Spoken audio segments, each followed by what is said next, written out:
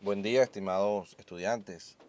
Hoy les vamos a presentar por acá para continuar entonces con las clases del módulo de tomografía y sorteando ya algunas dificultades con el internet y utilizando esta modalidad que utilizo para algunas clases que son de carácter privado.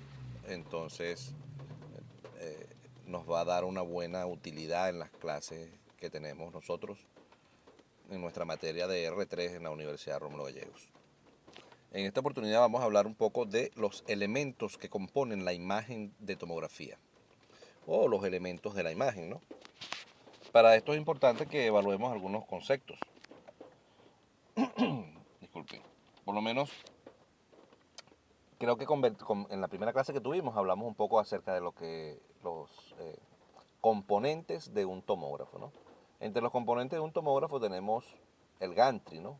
Como ven acá en esta imagen, el gantry es una estructura eh, rectangular, en algunos casos cuadrada, va a depender del modelo y de la marca del equipo.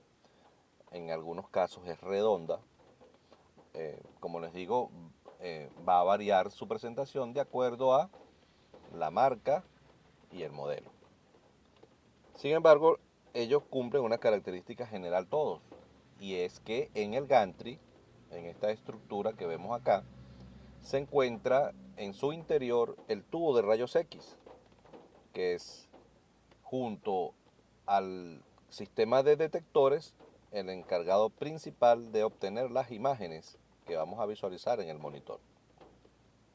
Entre otras estructuras, por supuesto, allí también se consiguen en el sistema de tarjetas que controlan precisamente todo este sistema de adquisición de datos, ¿no?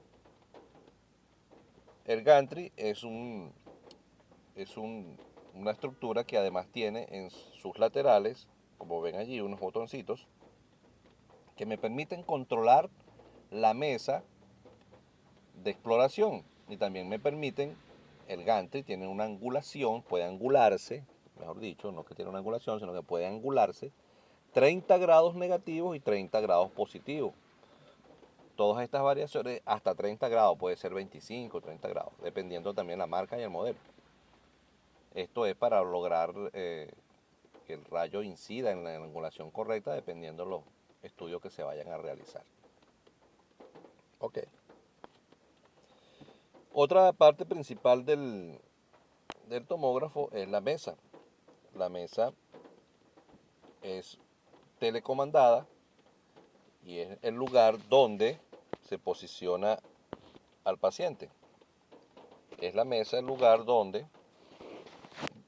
vamos a posicionar al paciente en la manera correcta para realizar los diferentes estudios. La mesa es telecomandada, es decir, la mesa puede ser, es controlada, como les dije anteriormente, en unos comandos que tiene el gantry y también puedes controlarla desde unos comandos que tienes en la mayoría de los casos de los tomógrafos modernos en el panel de control. La mesa sube y baja para colocarlo a la altura adecuada. La mesa también entra, se desplaza hacia adentro del gantry y sale, es decir, la mesa sube, baja, entra y sale. Esos son los movimientos de ella y es la encargada de soportar el peso del paciente en su posicionamiento para realizar los diferentes estudios. La tercera parte principal del tomógrafo es la computadora o el panel del control. La computadora es el lugar, o está compuesta, mejor dicho, por un CPU, que es el lugar donde están las memorias, donde están insertadas en esas memorias los diferentes protocolos de estudio. Eh, Tenemos, como toda computadora, además del CPU, monitor, donde vamos a visualizar las diferentes imágenes. Y tenemos un teclado y tenemos un mouse, un ratón, que es el que nos permite controlar. Es una computadora como tal. Aquí tenemos un modelo muy antiguo de un equipo Picker. Me recuerdo que trabajé con un equipo de esos de cuarta generación. Ahorita son mucho más modernos, pero aquí se ve lo que les quiero explicar. Es una computadora tal cual, en la que vemos las imágenes en el monitor, tiene un mouse, tiene un panel de control y desde allí seleccionamos los diferentes protocolos que vamos a aplicar en los diferentes estudios que vamos a realizar. Aquí en esta lámina podemos visualizar lo que les expliqué en la clase anterior, cómo se obtiene una imagen de tomografía, y aquí se visualiza muy bien como un tubo de rayos X que gira o que rota alrededor del cuerpo del paciente, emite una radiación específica que esta radiación es absorbida por los diferentes órganos y tejidos del cuerpo humano, pero la que logra atravesar todos los órganos y tejidos llegan a los detectores de una manera atenuada y que y con diferentes intensidades, porque viene frenada por el hueso, por los riñones, por las arterias, por la sangre, por el músculo, y que cada absorción de esos rayos X hace que ellos lleguen a los detectores con diferentes intensidades de desplazamiento. Esas diferentes intensidades, los detectores las reciben y le dan un número algorítmico que representa una tonalidad de gris en un píxel.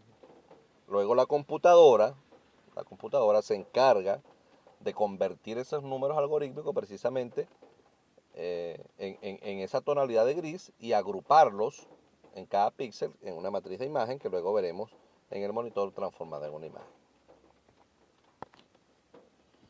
Y aquí visualizamos, fíjense ustedes, esta es una imagen gráfica que representa un corte de cráneo.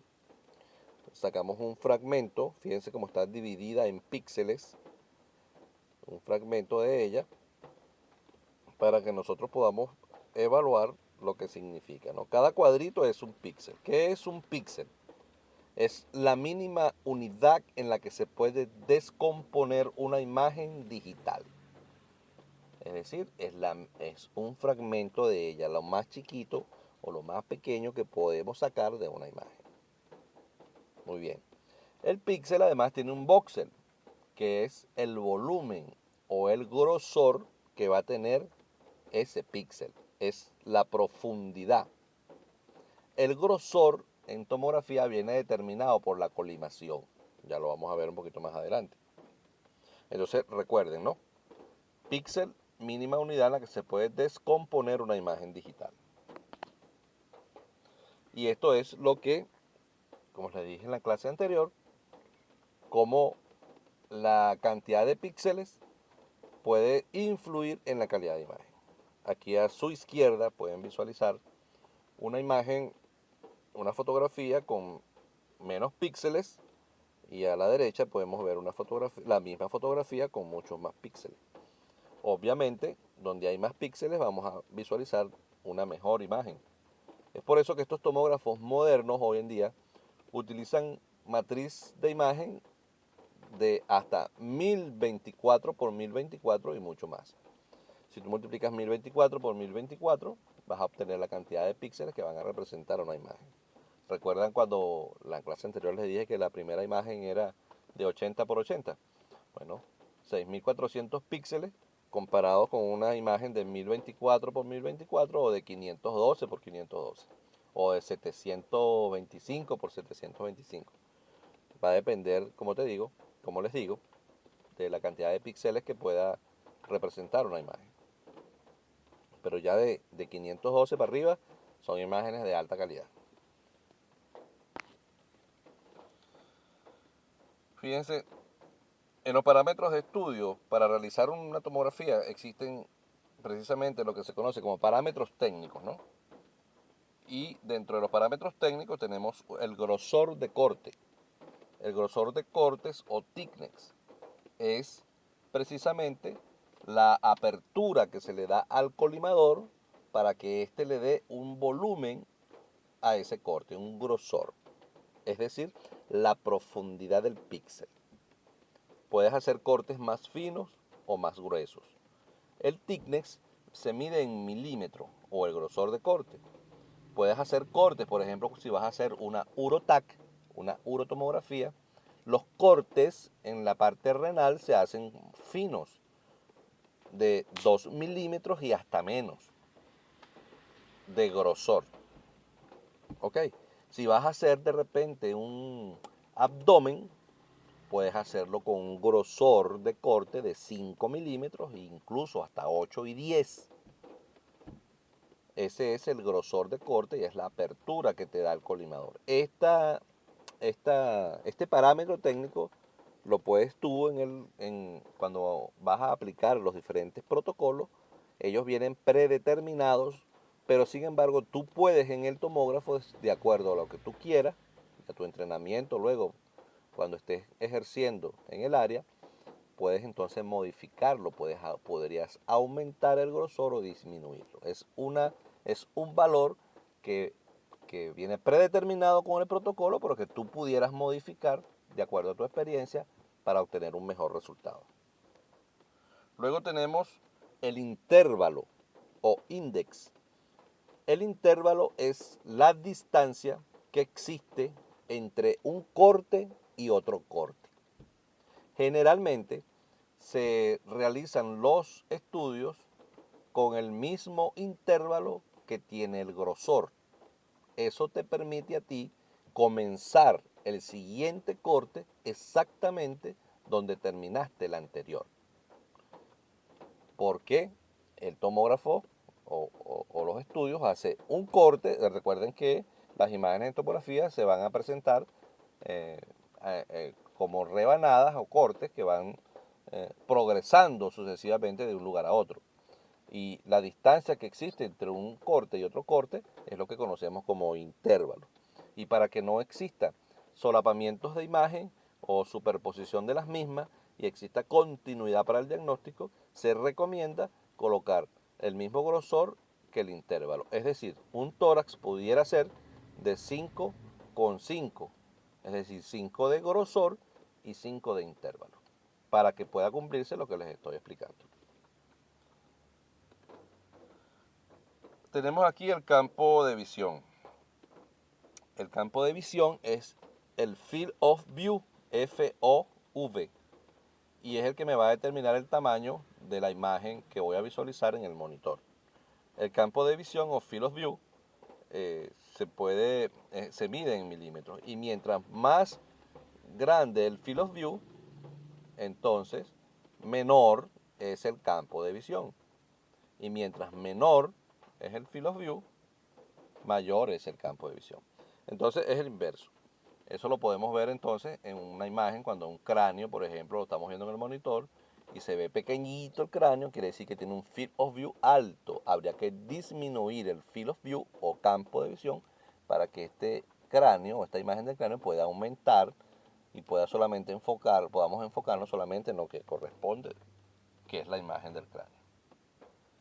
El Scout View o escanograma. El Scout View, escanograma, piloto o topograma, cualquiera de esos nombres es válido, es la imagen previa que se realiza cada vez que vamos a hacer cualquier estudio. Si vamos a hacer un cráneo, debemos hacer una imagen previa, en el cual el paciente sobre la mesa se desplaza mientras el tubo hace un disparo y obtenemos una imagen del cráneo en una vista lateral, y esa imagen de cráneo es como una radiografía simple. Tú vas a planificar los cortes. Entonces, ¿qué es el Scout View?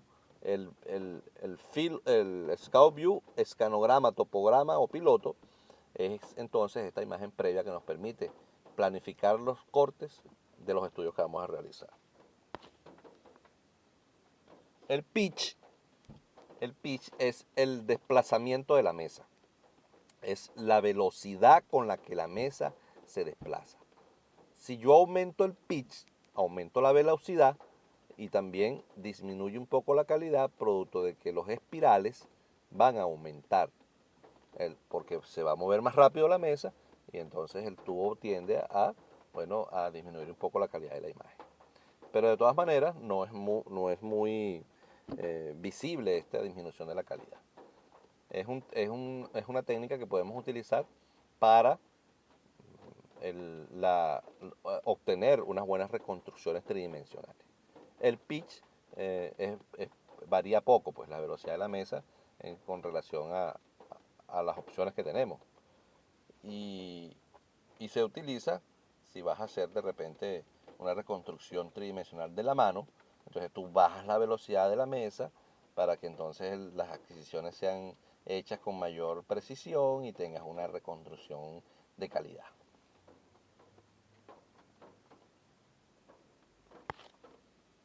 Tenemos otro parámetro que debemos conocer, que ya lo he mencionado durante las dos clases, ¿no?, que hemos visto por este método, y es el de escala de grises.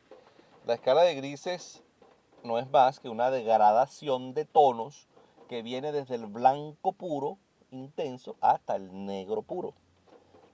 Tú vienes desde el blanco puro y vas degradando cualquier cantidad de tonos hasta que llegas al negro puro. Entonces, ¿cómo visualizamos nosotros las imágenes en tomografía? En escala de grises. Correcto, no vas a ver de repente un cráneo azul, rojo, verde. No. Las imágenes en tomografía vienen, eh, se nos muestran en escala de grises, como les estoy diciendo, en una diversidad de tonos. ¿Qué va a determinar esa diversidad de tonos de la escala de grises para visualizar una imagen? Yo se los he dicho ya. La absorción o la atenuación que van a tener las diferentes estructuras de la radiación. Cuando la radiación atraviesa las estructuras, ellas, de acuerdo a su densidad, van absorbiendo o frenando los rayos X, y estos a su vez van a llegar a los detectores con una intensidad específica, y esa intensidad específica de cada eh, parte de la radiación que atraviesa esa zona es la que va a determinar un tono en la escala de grises que luego vamos a ver sumados en píxeles en una imagen. Así de sencillo. Tenemos, de acuerdo a esa escala de grises, lo que se conoce como escala de Homefield. Recuerdan que Godfrey Homefield fue el primero que inventó, el que primero que diseñó un prototipo de tomografía y el que primero eh, inventó el escáner o el craneógrafo, que fue el primero, el de primera generación que salió a la venta de manera comercial para poderlo utilizar como hoy en día lo utilizamos. Bueno, la escala de Homefield, ahí tenemos en el tomógrafo una opción, un software que nos permite seleccionar, poner el ratón con un ROI, que es un circulito pequeño, y lo colocas de repente sobre el hueso o una estructura ósea, y él te va a dar una medida que te va a decir que eso es hueso. Eso te va a permitir a ti saber que es hueso, que no es sangre, por ejemplo, en el cráneo, porque la sangre se ve blanca y pareciera hueso cuando está intensa y reciente en cráneo. Entonces tú dices, bueno, esto es parte del esfenoide, esto es parte ósea de la parte petrosa del temporal, o esto es sangre. Entonces tú colocas allí el ROI, mides, y la sangre tiene una medida de acuerdo a su composición anatómica y atómica, y el hueso tiene la densidad cálcica, es mucho mayor, tiene otra medida. De esta misma manera también tiene otra medida la sangre, el músculo, todas las estructuras. Es decir, la escala de Grise nos permite que la escala de Homefield pueda medir densidades que nos van a permitir darle una mejor orientación al médico radiólogo que va a hacer el informe de la patología que pudiera existir en la tomografía. Por ejemplo, un paciente politraumatizado llega a la sala de tomografía y ustedes le realizan una tomografía de tórax y ven que tiene un líquido en los pulmones, pero no saben de qué naturaleza. Y entonces ustedes colocan y hacen la medida de la escala de Homefield y puede determinar si eso es sangre, si eso es derrame pleural o si eso es simplemente una neumonía. Porque cada una de esos, de ese líquido, de esas secreciones, tienen una medida diferente en la escala de Homefield. Entonces, es importante entonces que conozcamos qué es la escala de Homefield y para qué se utiliza, y que entendamos que los tomógrafos tienen esa bondad y tienen ese software que nos permite determinarlo. Bueno, la clase de los elementos de la imagen, y luego esta misma semana estaré montándoles unas ya de cómo se realizan algunos estudios, para que entonces vayamos progresando en los estudios. Lamentablemente no puedo estar presente con ustedes en un aula para explicarles todo esto como siempre lo he hecho en mi trayectoria como docente de la Rómulo Gallegos. Sin embargo, bueno, existe esta metodología que al parecer ha tenido buena aceptación, por lo menos internacionalmente tiene buena aceptación a las clases que doy. Y entonces la ponemos en práctica con ustedes y bueno, seguimos adelante. Cualquier cosa, muchachos, por el grupo, no importa hora, día. Me arreglaron el internet, les informo, gracias a Dios. Ya Inter cambió la pieza de mi urbanización que se había dañado y ya tengo internet, por lo menos se va muy poco, o sea, cuando se va la luz o alguna cosa de esa. Bueno, que tengan feliz día, cualquier cosa por el grupo me comentan.